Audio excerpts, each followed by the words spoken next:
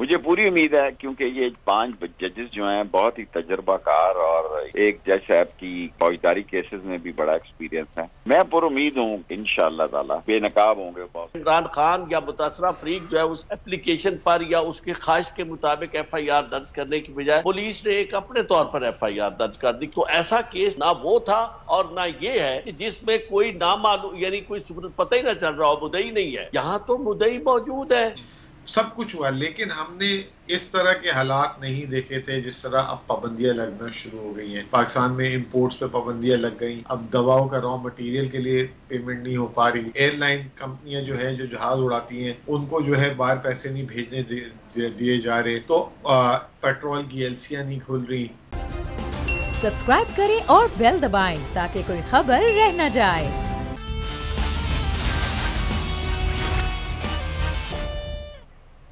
السلام علیکم. Special report with Mudassar Iqbal کے ساتھ حاضر خدمت ہے. بڑا کیس، بڑی عدالت اور اس میں آنے والا بڑا فیصلہ کہ ارشد شریف قتل کے حوالے سے 40 سے زائد روز گزر گئے، لیکن ایک اہم بنیادی سا معاملہ کہ مقدمہ درج کیا جائے. اس مقدمے کے حوالے سے آج تک یہ مقدمہ درج ہی نہیں کیا جا سکا. ایک تحقیقاتی ٹیم بنائی گئی جو تحقیقات کے لیے گئی اور اس کے بعد وہ واپس آئی، اپنی رپورٹ پیش کی، لیکن رپورٹ کے حوالے سے بھی آج عدالت میں جو چیزیں سامنے آئیں بڑی حیران کن تھیں کہ اس پر کہا جا رہا جی وزیر قانون آئیں گے اور اس پہ معاملات جو ہے وہ کیے جائیں گے. تو کیا تحقیقات کو کوئی مولڈ کرنا ہے، کوئی توڑ مروڑ کرنا ہے، اس میں یہ معاملات خراب کرنے کی کوشش ہے. اور اگر ریاست کوئی اور ایف آئی آر فوری طور پر درج کر دیتی ہے، لیکن جو ان کے مدعی ہیں، جو ان کی والدہ ہیں، ان کے گھر والے ہیں، ان کی خواہشات سے ہٹ کر، تو اس مقدمے کا رخ کیا ہو سکتا ہے؟ بنیادی چیز ہے ایف آئی آر کسی بھی کرمنل کیس کے اندر اگر اس میں پرابلم ہو تو پھر اس پورے کیس کے اوپر جو کھڑی ہونے والی عمارت ہے وہ خراب ہو سکتی ہے. آج ہم قانونی نکات کے حوالے سے حکومت وقت نے اب تک جو اس کیس کے حوالے سے کیا ہے اور جس طرح سے پسے پش ڈالنے کی کوشش کی گئی ہے، خراب کرنے کی کوشش کی گئی ہے، اس پر بھی بات کریں گے. ہمارے ساتھ اس وقت موجود ہیں قانون دان عارف چودھری صاحب. بہت شکریہ عارف چودھری صاحب آپ کے وقت کا، اور ہمیں جوائن کیا ہے باز شبیر صاحب نے، نمائندہ خصوصی ہیں ہمارے بول نیوز کے اور مسلسل اس کیس کو بھی دیکھ رہے ہیں. ان سے اس کیس پہ بھی بات کریں گے اور پاکستان تحریک انصاف کے بھی نمائندگان ہم کوشش کریں گے ان سے بھی اس حوالے سے بات ہو. عارف چودھری صاحب، سب سے پہلے ایف آئی آر کسی کیس کی ایک بنیادی جز ہی یہ ہے کہ ایف آئی آر ہو، اس کے بعد معاملات آگے بڑھیں. یہاں تو ایف آئی آر کے لیے بھی معاملات سپریم کورٹ تک لے جانے پڑ رہے ہیں، گھر والے ان کے انتظار کر رہے ہیں کہ کس طرح سے ہو. اب بنیادی جو کام ایف آئی آر ہے وہ مدعی یعنی کہ ان کی والدہ، ان کے گھر والے، انہی کے خواہشات کے مطابق ہی درج ہونا بنتا ہے. بہت شکریہ مدثر صاحب. بات یہ ہے کہ اتنا سیدھا سادہ قانون ہے ایف آئی آر کے اندراج کے بارے میں کہ جس کے لیے کوئی دو آرا ہے نہیں، کیونکہ بنیادی طور پر سیکشن 154 سی آر پی سی بڑا کلیئر ہے کہ جب بھی کوئی ایسا شخص جس کے ساتھ کوئی جرم ہوا ہے وہ station house officer S H O کے پاس جاتا ہے تو اس کا کام یہ ہے کہ وہ جو کچھ کہنا چاہتا ہے کہ میرے ساتھ یہ جو وقوع ہوا ہے، اتنے بجے ہوا ہے، فلاں شخص نے کیا ہے اور اس طرح کیا ہے، وہ ساری کی ساری، اور اس میں کون کون سے لوگ ملوث ہیں اور اس کے پیچھے کون ہے، یہ ساری کی ساری بات اس کے کہنے پر اسے درج کرنا قانون کا تقاضا ہے.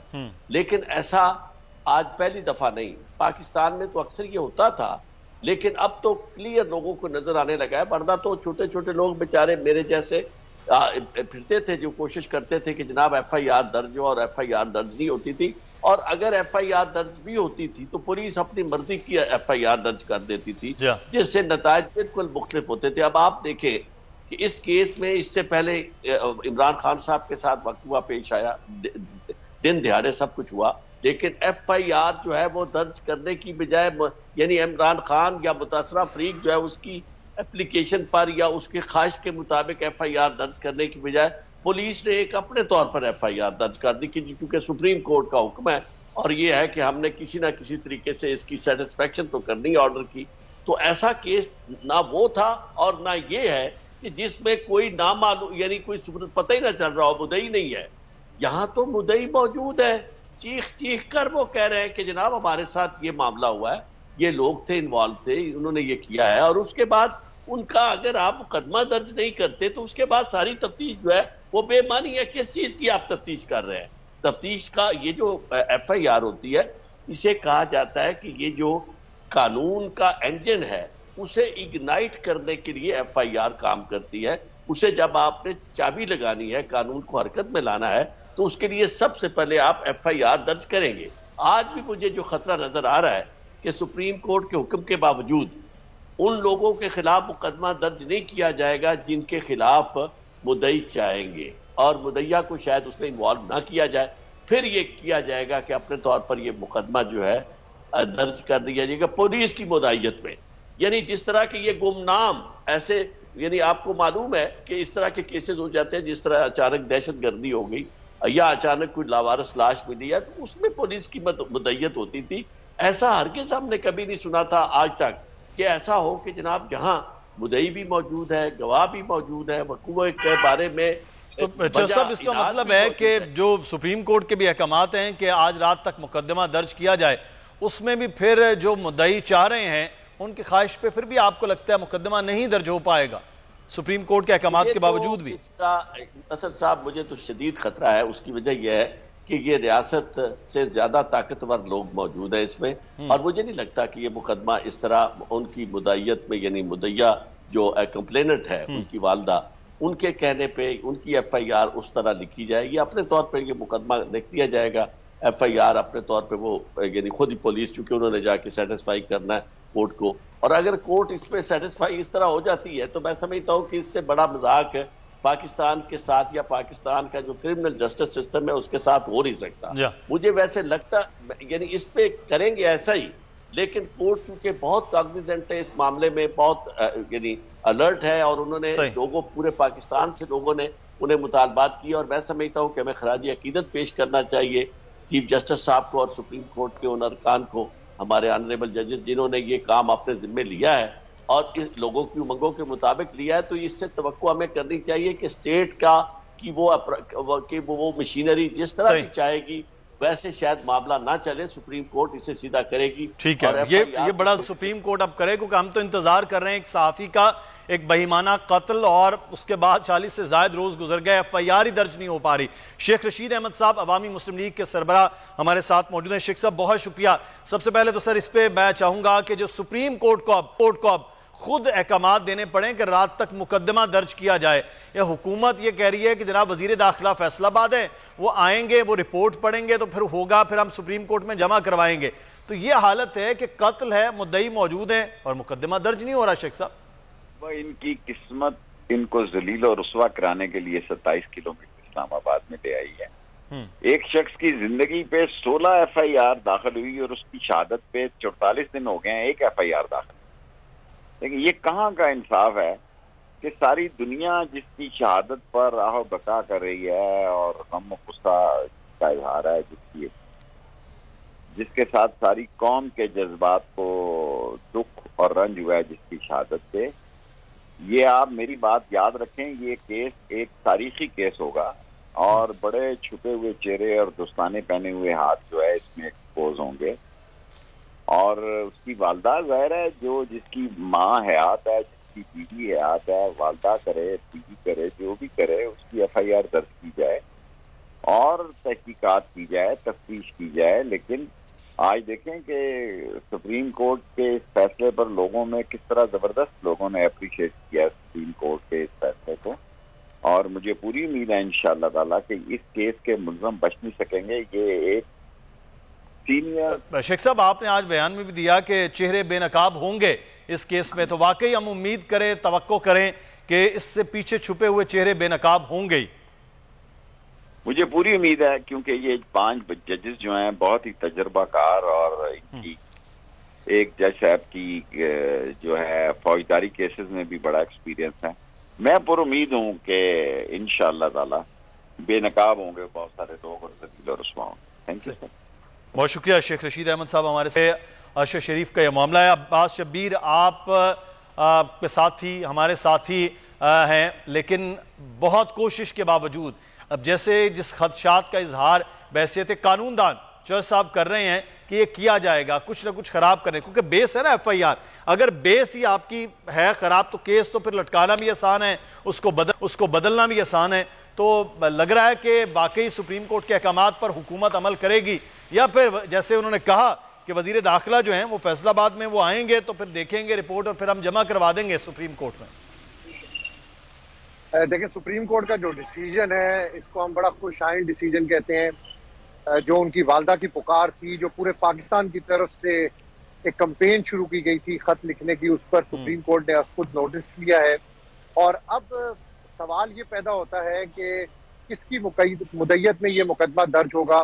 ان کی فیملی کو جو تحفظات ہیں، جن لوگوں کے بارے میں وہ بات کرتے ہیں، کیا ان کو ایف آئی آر کے اندر نامزد کیا جائے گا؟ اور فواد چوہدری صاحب کی طرف سے ایک بڑا اچھا مطالبہ اس کو کہہ دیں یا اپیل کہہ دیں سپریم کورٹ کو، کہ انہوں نے کہا ہے کہ تحقیقات کا آغاز ارشد شریف شہید قتل کیس کی پاکستان سے ہونا چاہیے، کہ پاکستان سے تحقیقات شروع کی جائیں اور اس کو آگے فالو کیا جائے، کیونکہ سپریم کورٹ اس کیس کو آج ایک ٹیسٹ کیس قرار دے چکی ہے اور کہہ رہی ہے کہ حکومت کے لیے ٹیسٹ کیس ہے.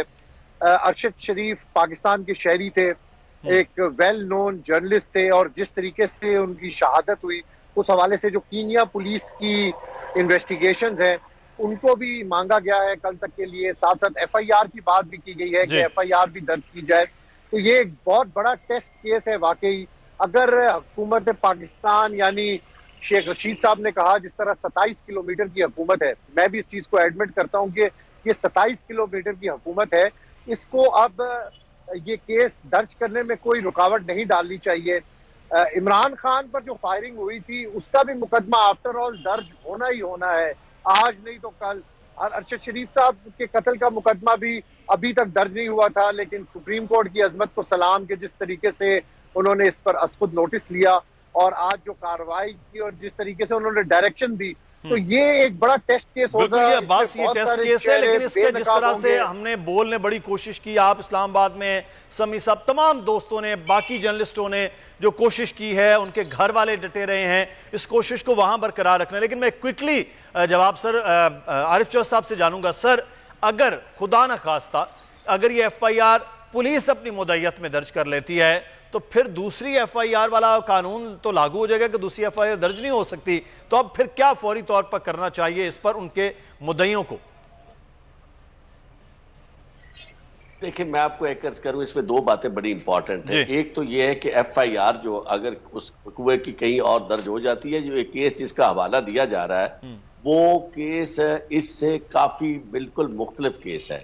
اس کی وجہ یہ ہے کہ اس میں اور اب اگر اس کے ساتھ تطبیق اس کی کچھ بنتی بھی ہے تو تب بھی ڈسٹنگوش کرنا ہوگا سپریم کورٹ کا، چونکہ 5 رکنی بینچ یہ فیصلہ کر رہا ہے، اتنا ہی بڑا بینچ ہے اور اسے اختیار حاصل ہے کہ یہ اس سے مفر کر سکتا ہے، اس کی وجہ اسے اوور رول کر سکتا ہے. کیونکہ وہ ججمنٹ جو ہے اس میں یہی تھا کہ ایک خاتون نے اپنے بیٹے کے قتل کی ایف آئی آر لکھوانے کے لیے عدالت سے رجوع کیا تھا، اور وہ قتل جو تھا وہ اس کا پولیس مقابلے میں پولیس نے کیا تھا جب وہ کسٹڈی میں تھا. تو اس میں یعنی ایف آئی آر انہوں نے پولیس نے اسی طرح لکھ لی اور انہوں نے کہا کہ جتنے بھی آپ نے اس میں بیانات دینے ہیں، جو کچھ کرنا ہے وہ اسی ایف آئی آر کے میں جو تفتیش ہوگی اسی میں آپ اپنی ضمنیوں میں اسے ایڈ کروا سکتے ہیں. لیکن یہ معاملہ بالکل مختلف ہے. اس کی وجہ یہ ہے کہ یہ کیس ایسا ہے کہ جس میں ایک مدعی موجود ہے اور وہ کہہ رہا ہے کہ میری ایف آئی آر درج نہیں ہو رہی. اور ایف آئی آر درج کرنے کے لیے ایک اور بات بڑی امپورٹنٹ ہے جو قانونی طور پر میں آپ سے شیئر کرنا چاہتا ہوں اور آپ کے ناظرین کو بھی پتہ چلنا چاہیے.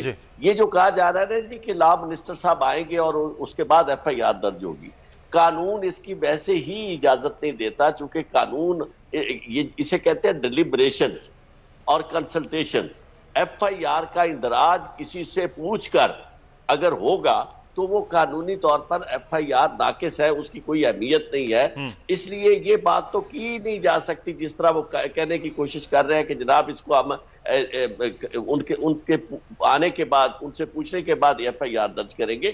ایف آئی آر کا طریقہ کار وہی ہے. اور اس کے بعد میں آپ کو ایک عرض کروں، جب قانون یہ کہتا ہے کہ اگر فرض کرو جو شخص ایف آئی آر لکھوانے والا ہے اگر اس نے کوئی ایسے نام دے دی ہیں جن کو بعد میں آپ تفتیش میں دیکھتے ہیں کہ وہ نہیں صحیح، تو آپ انہیں خارج کر سکتے ہیں. لیکن ایک دفعہ اس کے کہنے پہ ایف آئی آر درج ہونا، اس کے بعد تحقیقات کا عمل ہے، وہ طریقہ کار کیا ہوگا۔ بہت شکریہ عارف چودھری صاحب ہمارے ساتھ موجود تھے، قانونی معاملات کے حوالے سے ہم بات کر رہے تھے ارشد شریف قاتل کے حوالے سے۔ چودھری صاحب آپ کا شکریہ ادا کریں گے۔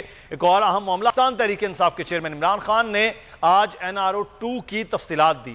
پہلا ایک ہی بڑا جملہ کہ 1100 ارب کی کرپشن کے معاملات کو کس طرح سے دھویا گیا ہے، یہ گفتگو کی گئی۔ ساتھ ہی ساتھ ایک اور جو بڑا اہم انہوں نے کہا کہ 4 گنا بڑھا دیا گیا 10 سال میں لینے والا قرض، اور ملکی معیشت اس وقت جس سچویشن میں آ گئی ہے وہ سب کے سامنے ہے۔ عباس شبیر ہمارے ساتھ موجود ہیں۔ عباس، یہ قوم بار عمران خان بتا چکے کہ NRO-2 میں کیا کچھ فائدہ لیں گے، اور پھر انہوں نے لیا، ہر چیز تباہ کر دی۔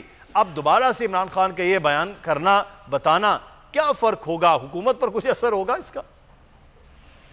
دیکھیں، جب سے عمران خان کی حکومت تھی اس وقت سے عمران خان ان کی کرپشن کے بارے میں بار بار بات کرتے تھے۔ ساتھ ساتھ عمران خان نے آخری دنوں میں یہ بھی کہا کہ جو طاقتور حلقے ہیں ان کو بھی بتایا گیا ہے، بلکہ ان کی طرف سے انفارمیشن ہمیں دی گئی ہے کہ ماضی میں ان لوگوں نے کیا کیا کیا ہے۔ عمران خان کا بڑا کلیئر پوائنٹ آف ویو ہے کہ 1100 ارب روپیہ یہ تو جو سامنے ہے، اس کے علاوہ جو ان کی کرپشن ہے اس پہ تو بڑے بڑے لمبے قصے ہیں۔ ساتھ ساتھ جس طریقے سے نیب میں ترامیم کروائی گئی، اپنے آپ کو آزاد کروایا گیا، اب سپریم کورٹ اس کا بھی نوٹس لے لیا ہے، اور اب یہ سپریم کورٹ کے سامنے ہے۔ ساتھ وہ سپریم کورٹ یہ بھی ججز معزز کہتے ہیں کہ اتنے کروڑوں کی کرپشن والے کس طریقے سے اتنے آسانی سے نکل سکتے ہیں۔ تو یہ ایک الارمنگ سچویشن ہے۔ عمران خان کی جو بات ہے وہ گھر گھر میں پہنچ چکی ہے۔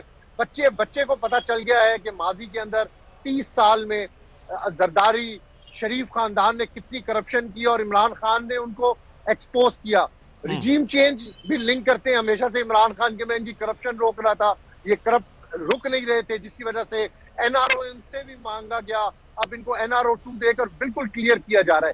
تو یہ میں سمجھتا ہوں کہ عمران خان کا جو نیریٹو ہے، عمران خان کی جو بات ہے وہ گھر گھر پہنچ چکی ہے۔ اب یہ آسانی سے بات رکنے والی نہیں ہے۔ اگر ان کو کوئی سمجھ پڑے یا نہ پڑے، یہ بے شک سن کے بات اپنے دوسرے کام سے نکال دے، لیکن قوم کو پتہ چل گیا ہے، قوم نے اس کا رزلٹ آپ کے سامنے۔ لیکن معاملہ یہ ہے کہ یہی وجوہات ہیں کہ جو آپ بات کر رہے ہیں، عباس کے گھر گھر تک پہنچ گئی ہے۔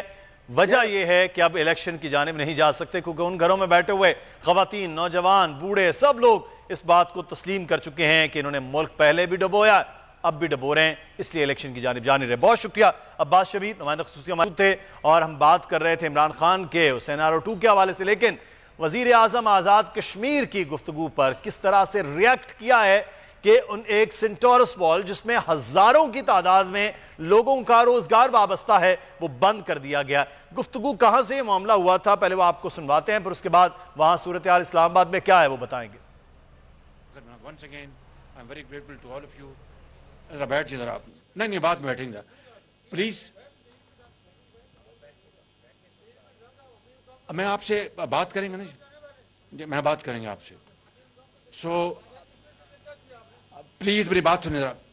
آزاد کشمیر کے لیے آپ سے بات کریں گے پریزیڈنٹ صاحب۔ یہ گزشتہ روز کی گفتگو تھی، اور آج عطا تارڑ کہہ رہے تھے کہ آپ کی جرت کیسے ہوئی ہے وزیر اعظم آزاد کشمیر کی، کشمیر کے وزیر اعظم کے لیے اس طرح کے الفاظ استعمال کیے گئے، آپ کی جرت کیسے ہوئی کہ آپ شہباز شریف کو دوران گفتگو ٹوکیں، یعنی کہ دھمکی آمیز رویہ اس وقت وفاق کے وزراء کی جانب سے سامنے آ رہا ہے۔ احتشام ہمارے نمائندے اس وقت اسلام آباد کے سینٹورس مال کے باہر موجود ہیں۔ احتشام، ہزاروں لوگوں کا روزگار وابستہ ہے، یہاں پر بند کر دیا گیا مال اچانک، صرف اس وجہ سے کہ ایک سوال، ایک اعتراض، وہ بھی وزیر اعظم سے کرے تو؟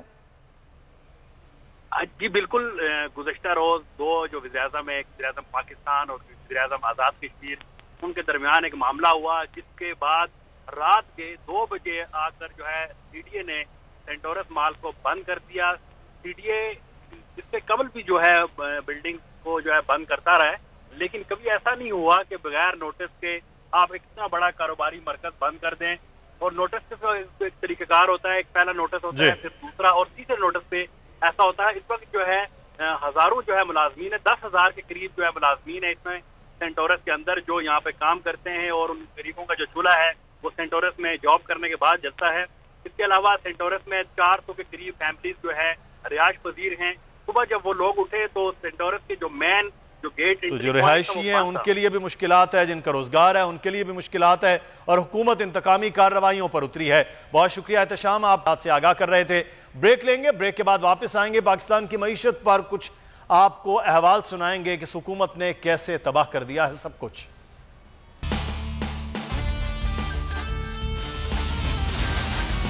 ब्रेक के बाद आपको खुश आमदीद कहेंगे। मुल्की मईशत के हवाले से जुड़ी अंदर की खबर यह है कि तबाहकुन मईशत हर गुजरता दिन मुल्क पर भारी है। पाकिस्तान बंद गली में फंसा हुआ है, मुल्क की मईशत तबाही के दहाने पर खड़ी है। माहिरीन मईशत कहते हैं कि मुल्क में बहरान इतना शदीद है कि करंट अकाउंट खसारा सिफर तक भी पहुंचा दें तो भी पाकिस्तान गैर मुल्की कर्जों की अदायगी नहीं कर सकता है। गुज़श्ता 7 सालों में बैरूनी कर्जे दोगुने हो चुके। एक रिपोर्ट के मुताबिक साल 2014 और 2015 के दौरान 65 अरब डॉलर से बढ़कर इस साल 2021-2022 में 30 अरब डॉलर जीडीपी हो गई। इमरान खान हुकूमत में एक्सपोर्ट्स में मुसलसल इजाफे का तेजी से चलने वाला पहिया पीडीएम हुकूमत के दौर में रुक गया। रिपोर्ट के मुताबिक आपको बताएं कि जुलाई ता नवंबर के दौरान 11 अरब 93 करोड़ डॉलर्स की एक्सपोर्ट हुई। गुज़श्ता माली साल के इसी अरसे में 12.25 अरब डॉलर से जायद की एक्सपोर्ट्स हुई थी। ये सूरत हाल मुल्क की करेंसी के हवाले से है, जिसके ज़खायर में 50% तक कमी हो गई और 7.5 बिलियन डॉलर सिर्फ रह गए हैं। 3 माह में मैन्युफैक्चरिंग शोबे की तरह भी तरक्की जो है वो मनफी होती हुई हर शोबे में नजर आ रही है। बात करेंगे, इस वक्त हमारे साथ पीटीआई के रहनुमा और हमारे मुआशरत मुजम्मिल असलम मौजूद हैं, उनसे सूरत हाल पर बात होगी। मुजम्मिल साहब से मजीद बात करेंगे, लेकिन मैं आपको बताऊं सूरत हाल है कि गुर्बत की शरह में 3.7% भी इजाफा हुआ। मुजम्मिल असलम साहब हमारे साथ हैं। मुजम्मिल साहब बहुत शुक्रिया आपके वक्त का। मामला ये है कि इस वक्त हुकूमत जो है वो कर कुछ नहीं रही है सिवाय IMF को धमकियां देने के। वजीर खजाना इन धमकियों के साथ, गिरती हुई मईशत के साथ, बुलंद होते हुए डॉलर के साथ क्या मईशत चलाई जा सकेगी?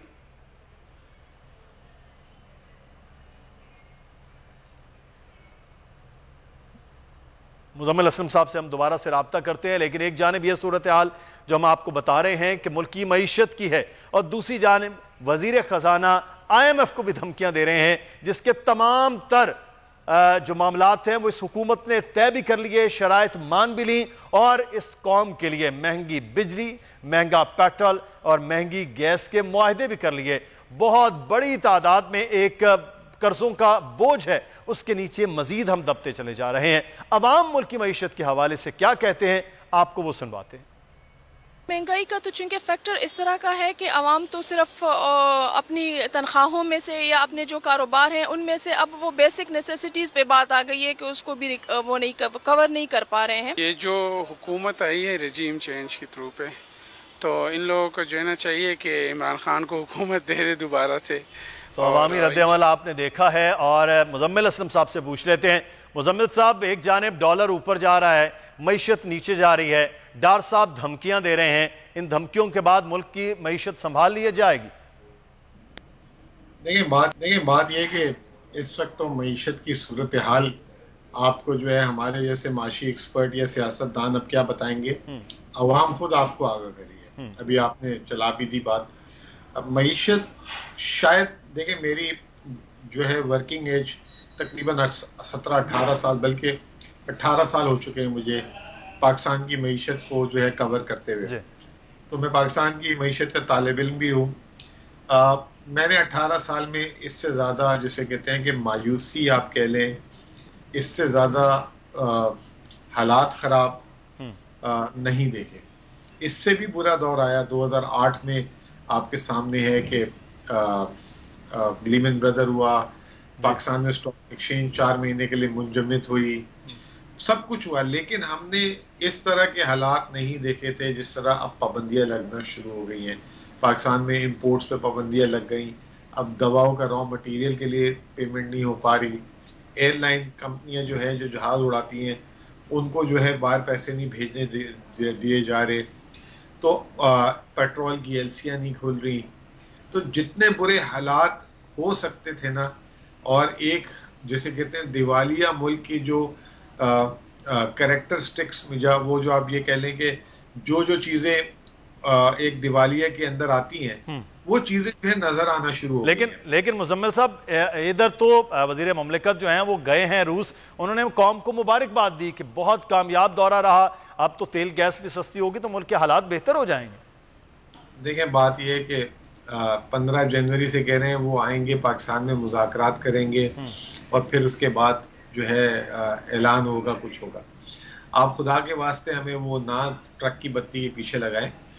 یہ جو پچھلے ایک مہینے میں جو 20% پیٹرول کی قیمتیں گری ہیں, $94 سے $75 ہوئی ہے, اس کے 25 روپے لیٹر ہمیں دے دیں. یہ جو ہے صرف لفاظی کر رہے ہیں. اور دوسری بات یہ کہ $75 کا تو ویسے تیل ہو گیا, اور رشیا کی جو ہے $60-65 کی تو اس کی پیداواری لاگت ہے. پھر یہ رشیا سے آئے گا تیل, اگر $130 میں آ رہا ہوتا تو سمجھ جاتی. اس تیل کا کرایہ اس سے زیادہ لگ جائے گا جتنا آپ بچت کریں گے. یہ 24-25 دن ایک مہینے میں جہاز آیا کرے گا. ادھر آپ کا جو آتا ہے کویت سے اور گلف کنٹریز سے تیل آتا ہے وہ چند دنوں میں پہنچ جاتا ہے, 2-2.5 دنوں میں پہنچ جاتا ہے. اس کا کرایہ بھی اس حساب سے ہوگا, جتنا دور ہوگا اس کا کرایہ ویسے ہوگا. تو یہ تمام باتیں جو ہیں یہ اس وقت اچھی لگتی جب $125 کا تیل تھا. $75 میں پھر آپ آ کے اعلان کر رہے ہیں. آپ اعلان یہ کریں نا جو پچھلے ایک مہینے میں عالمی مارکیٹ میں قیمتیں گری ہیں وہ ہمیں پاس آن کر دیں, ہم آپ کی اسی میں شکر گزار ہو جائیں گے. یہ سارے جو ہیں یہ مصدق ملک صاحب وغیرہ جو ہیں 4 مہینے پہلے جب آئے تھے, ہم LNG یوں منگائیں گے, ہم اس کو یوں کریں گے, ہم اس لوڈ شیڈنگ کو یوں کریں گے, ہم بجلی کی قیمت کو اتنا نیچے لے آئیں گے. کہاں گئی وہ ساری باتیں؟ اب تو ان کو یہ جواب دینا پڑے گا کہ ہم سننے میں آ رہا ہے کہ اگلے 15 سے 20 دنوں کے اندر ملک میں جو ہے تیل اور ڈیزل کی شارٹیج ہو جائے گی, کیونکہ ان کی LCs ہی نہیں کھل پا رہی. اور دوسرا یہ ڈسکاؤنٹ کی باتیں کر رہے ہیں, ان کو LC نہیں کھول کے دے رہا کوئی, اور اس جو LC کھولنے دے رہا ہے اس کو 11% جرمانہ بھر رہے ہیں. یہ LC چارجز جو 0.5% ہوتا تھا, اس کی وجہ سے ہمیں 20 سے 25 روپے لیٹر الٹا پیٹرول مہنگا. اور ایک اور بڑا اہم معاملہ مزمل صاحب میں چاہوں گا, لہسن, ادرک ہے, پیاز ہے, وہ پورٹ پر موجود ہے اور اس کے حوالے سے کمرشل بینکس کہہ رہے ہیں ڈالرز نہیں ہے, تو اس جانب کو توجہ نہیں ہے رہی. ابھی اسی وقت 260 ہے, تو اس کا مطلب ہے اگلے ہفتے تو پھر ہم دیکھیں گے 500 روپے ہمیں پیاز مل رہا ہوگا, 1000 روپے ادرک اور لہسن چلا جائے گا. یہ وہ اہلی ہے کہ آپ کے گھر میں گیس بھی آ رہی ہے, آپ کے پاس کھانا پکانے کے لیے بھی ہے, لیکن چولہا جلانے کے لیے ماچس کا بندوبست نہیں, جس کی وجہ سے کھانا نہیں بنوایا آپ نے. تو یہ جو ادرک لہسن وغیرہ جو ہمارا جو تجارت کا حصے کا نا, یہ ماچس کی تیلی سے بھی سستا ہے. صحیح. لیکن اگر اس کی ادائیگیاں نہیں کر پا رہے تو پھر آپ سوچ لینا کہ کیا ہو رہا ہے اس ملک میں, یہ کہاں جا رہا ہے. اور ان کو مجھے یہ سمجھ نہیں آ رہا کہ اتنے یہ بے حس ہو کیسے سکتے ہیں, اور اتنا جو ہے جسے کہتے ہیں بے شرمی اور ڈھٹائی سے سامنے آ کے روز بیٹھ جاتے ہیں. تو سب چیزیں ہونے کے باوجود بھی ڈالر پھر بھی نہیں روک رہا ہے. ڈالر روکے جا رہے ہیں, کمرشل بینک کے اندر ڈالر نہیں ہے, لیکن ڈالر آج بھی جو ہے وہ 93 پیسے مزید مہنگا ہوا ہے. بہت شکریہ مزمل اسلم صاحب, بڑے وہ بیان کر رہے ہیں جو اس وقت عوام کو درپیش ہیں. مدثر اقبال کو اجازت دیجیے, پروگرام سے اپنا خیال رکھیے گا. اللہ حافظ.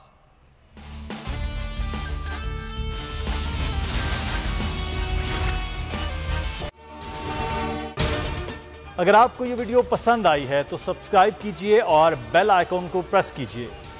تاریخ میں پہلی بار عمران خان, آصف علی زرداری, شہباز شریف, مریم نواز, مولانا فضل الرحمان اور بلاول بھٹو سب ایک ساتھ جلوا رہے ہیں صرف بول پر.